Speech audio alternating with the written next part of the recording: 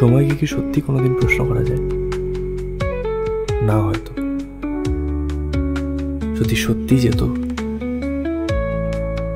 তাহলে কেউ না কেউ রোজ তাকে জিজ্ঞেস করতো আমার সময় কেন বদলাচ্ছে না।